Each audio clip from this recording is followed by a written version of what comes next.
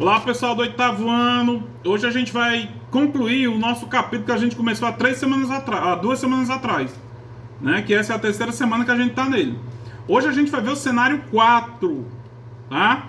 Que é a América Central. Onde aí fica a América Central? É o elo de ligação entre América do Norte e América do Sul, tá?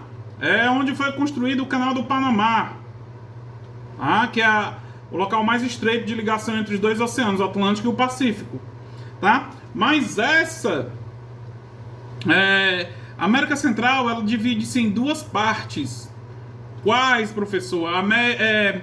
América Central continental, que é a parte dos continentes, ou a parte do continente, quer dizer, onde não tem o mar.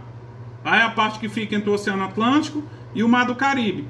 E temos a parte insular, que é a parte das ilhas que ficam dentro do Oceano Atlântico, mais precisamente no Mar do Caribe, onde os espanhóis chegaram em 1492, com Cristóvão Colombo, onde começou a história da América Espanhola.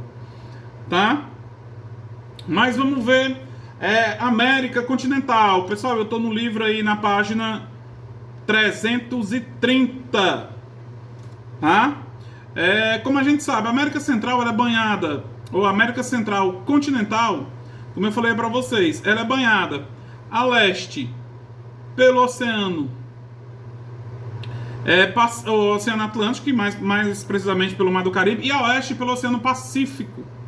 Tá? Atualmente ela é constituída pelos países, são 7 países: Nicarágua, Costa Rica, El Salvador, Belize, Honduras, Guatemala e o Panamá.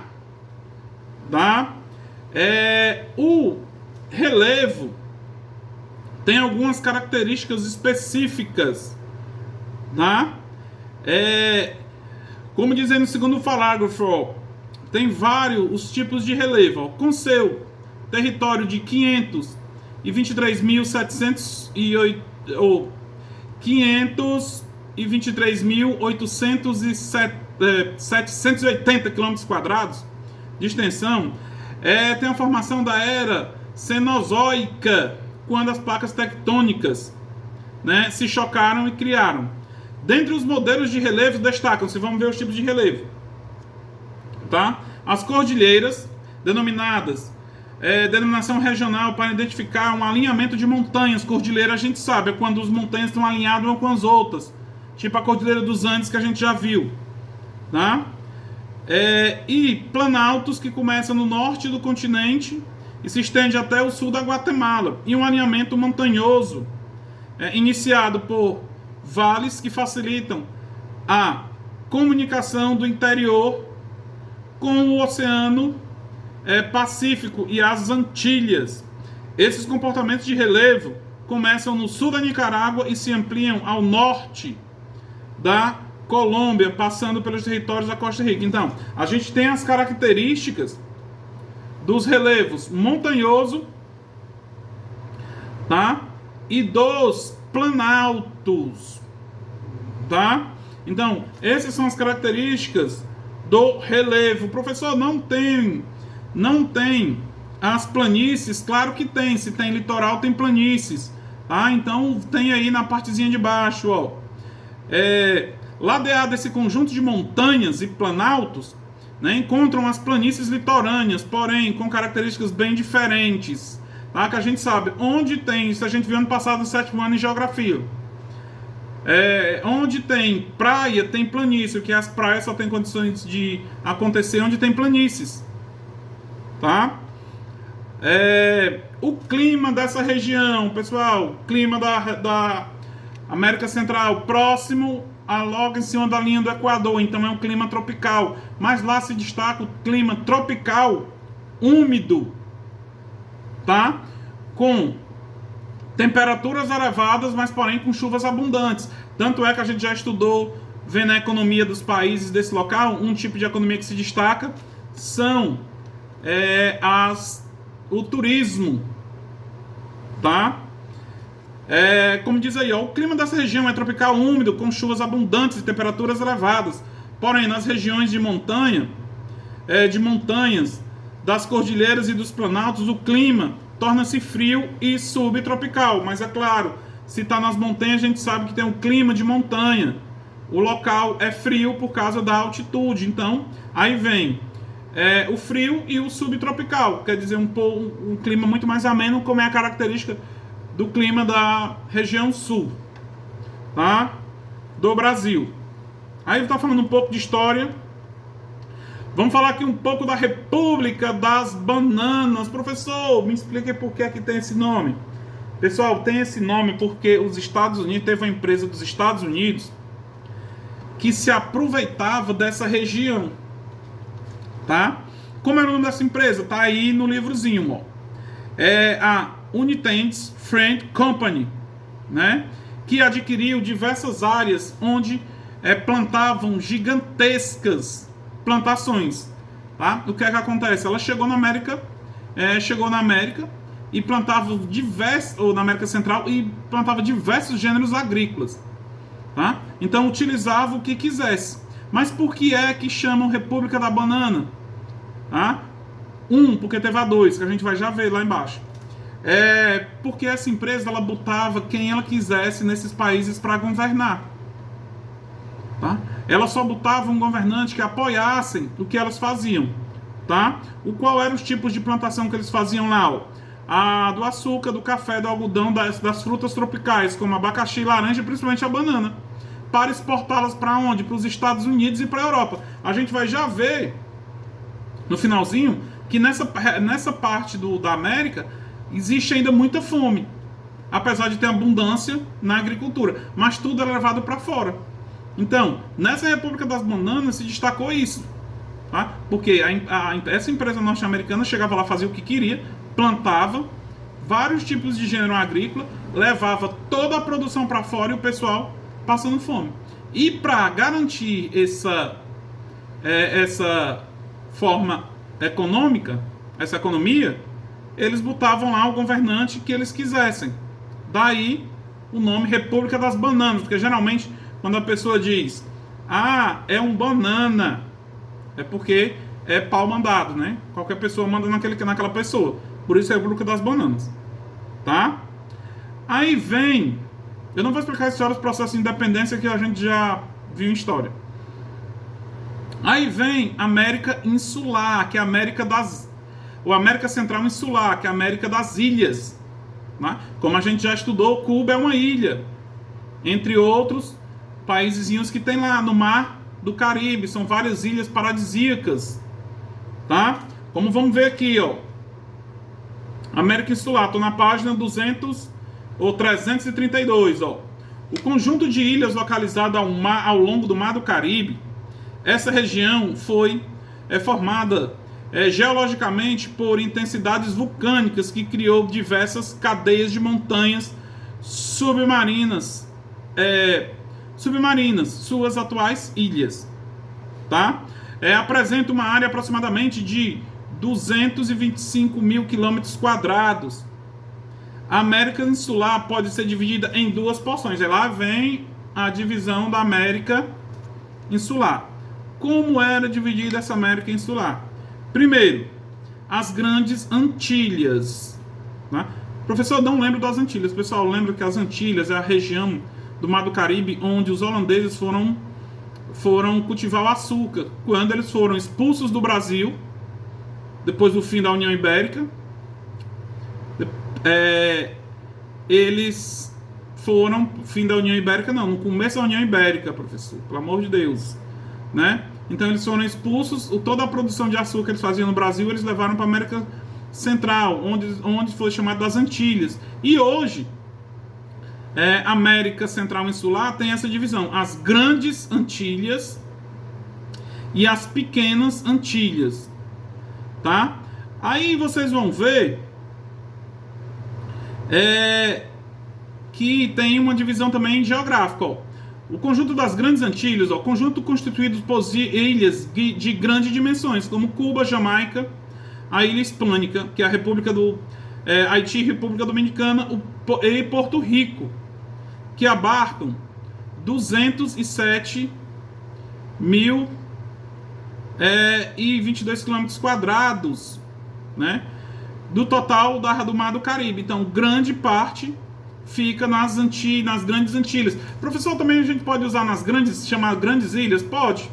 Tá? Aí tem as pequenas Antilhas, porção das Antilhas, constituídas por várias ilhas minúsculas que se espalham a leste das grandes Antilhas. Então tem essa divisão, que são as pequenas ilhas e as grandes ilhas. Tá? Aí tá falando aí na próxima parte, a natureza agressiva. Por que a natureza agressiva? Pessoal, essa região é formada por vulcanismo e tectonismo durante a era Cenozoica, período terciário. O relevo é bastante montanhoso. Claro, pessoal, se é ilha, o relevo só pode ser montanhoso, tá? Descendo uma pequena planície nos litorais. O clima é o tropical quente, tá? E úmido, que sofre influência de ventos vindos da linha do Equador, tá? As florestas, né, são caracterizadas pelos estepes e pelas savanas, tá? Professor, se tivesse só savanas na África, não, tipo de clima também vai influenciar na vegetação, que pode ser as savanas, tá? Aí vem a República da Banana 2, é isso aí, pessoal, tá em história. Eu não vou falar muito, tá? Mas a gente sabe que a República da Banana 1 foi quando os portugueses, os americanos fizeram o que quiseram lá. Então a República das Bananas 2 não está muito longe. Sempre os Estados Unidos querendo se beneficiar desses países, tá? Vamos ver, ó. Atualmente as Antilhas, né? As Antilhas as regiões, tá? Da América Central e Insular. Pessoal, lá tem os países, tá, mais pobres. Tem um dos países mais pobres do mundo, que é o Haiti, tá? E onde tem a maior concentração, 3 países contém as maiores concentração populacional, que é Cuba, República Dominicana e o Haiti. O Haiti, que é o mais pobre do mundo, tá? É um dos países mais pobres do mundo, que é onde os brasileiros fizeram uma missão da ONU lá para tentar acabar com os conflitos.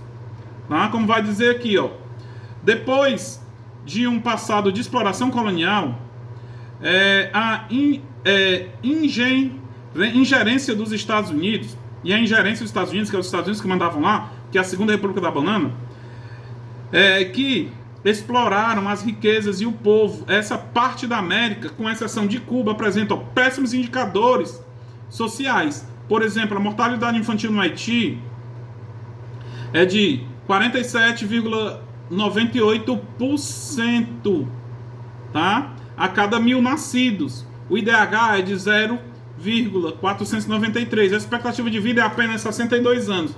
Quer dizer o quê? A mortalidade é muito alta. A mortalidade infantil é muito alta. A expectativa é baixa. O IDH muito baixo. Mas tudo isso por quê? Por causa dessa Segunda República das Bananas, onde os Estados Unidos queriam apenas o quê? Dinheiro. Tudo que era produzido lá era levado para a Europa ou para os Estados Unidos. Nada ficava lá. E o que é que os Estados Unidos exploravam? A mão de obra. Tá? Aí vem, para encerrar, tá?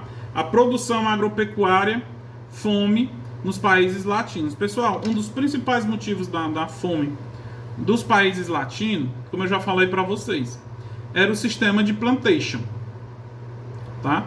Por quê? Porque, professor, mas era muita comida, mas tudo ia para fora, como eu já falei antes, tá? Os países industrializados na América, a gente já sabe quais são, né? Que a gente já estudou. Os países industrializados da América Latina: Brasil, Argentina e México. Nenhum dos países da América Central são. Então, tudo isso era por culpa dos Estados Unidos. Mas vamos ler o que diz aqui o texto. Estou na página, eu vou ler e vou explicar. Estou na página 333. e 6. Ó. Os países não industrializados da América Latina sofrem com o abastecimento e o escasso recursos alimentares. Mesmo suas economias sejam baseadas na agropecuária, como eu falei para vocês. Como é que eles plantam tanto e as pessoas passam fome? Tá, ó. A produção agropecuária nesses países segue 2 modelos básicos. A agricultura de subsistência, que é aquela agricultura familiar, aquela agricultura para sobreviver, e o sistema de plantation para exportação, de para fora, de gêneros tropicais ou de matérias-primas, como o algodão. Esses 2 modelos não são capazes de atender à necessidade básica da população, levando parte dela a ser submetida à fome absoluta e à desnutrição. Quer dizer, apesar deles produzirem muito, tem fome. Tá? Aí está explicando aqui o problema da fome, não só lá, mas no mundo. Tá? O problema da fome no mundo não é causada pela falta de alimentos, mas pelo baixo nível de renda de grande parte da população mundial. Quer dizer, o problema da fome, pessoal, é o que é a mesma coisa que acontece. Não vou nem mais ler, vou só explicar. O problema da fome não é o que acontece na América, não. Tá? Por exemplo, América é falta de alimento? América Central é falta de alimentação? Não. É falta de dinheiro para comprar. Então o problema da fome não é a escassez de alimento, e sim a falta de dinheiro para comprar. Porque se esse pessoal tivesse condições de comprar, eles não iam deixar que esses produtos fossem para fora. Mas o que? São lá para vender para países ricos, tá? Como vai, só para encerrar, toda a produção na América Central agropecuária é voltada para quê? Para o mercado interno? Não, vai para os Estados Unidos e para a Europa, tá? Se vocês tiverem alguma dúvida, me perguntem pelo WhatsApp, então dê uma lida no conteúdo que tem mais coisas. Tá? Eu expliquei por alto, tá? Abraço, e assim a gente encerra esse capítulo, tá? Até o nosso próximo encontro.